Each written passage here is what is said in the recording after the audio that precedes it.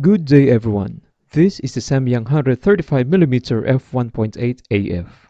I am actually saving for the Sony GM version but got this instead with no regrets. As you can see, it's big. It measures around 130mm without the lens hood. Today, I'm going to show you its performance in astrophotography like the way I use my Tamron lenses. Before we go to the Samyang, this ultra-wide shot is from Tamron 17-28mm f2.8 Di3 RXD. If you guys are following me on this channel or in Instagram, you might notice that my favorite subject is taking photos of the stars.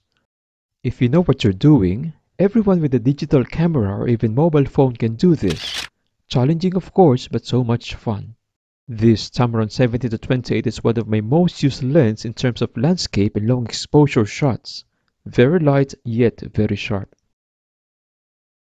I have a very huge faith on third-party lenses for Sony Alpha cameras.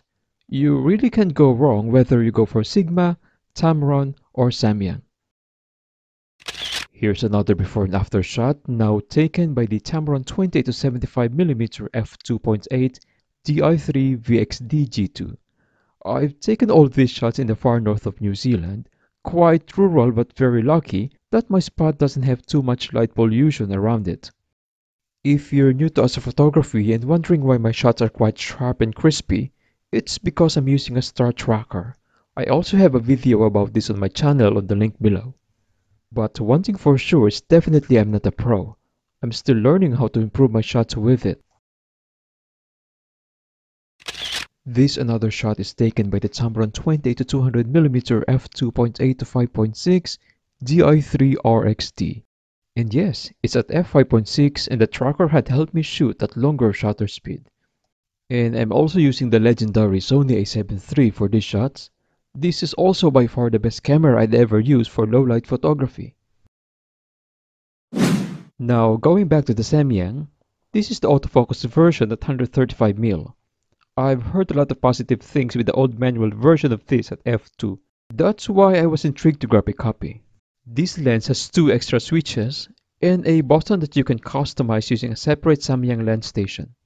This Samyang, also known as Rokinon in the US, costs just half price of the Sony GM version. So by all honesty, it's an absolute steal considering its performance.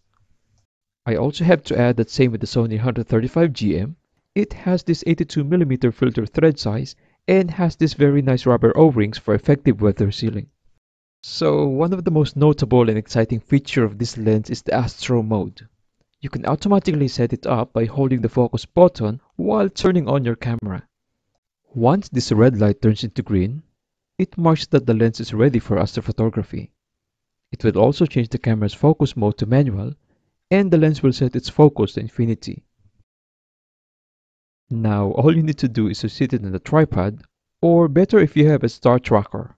The following shots are my initial attempts using this lens. I'll try once again if I got a very clear night skies. Enjoy the video.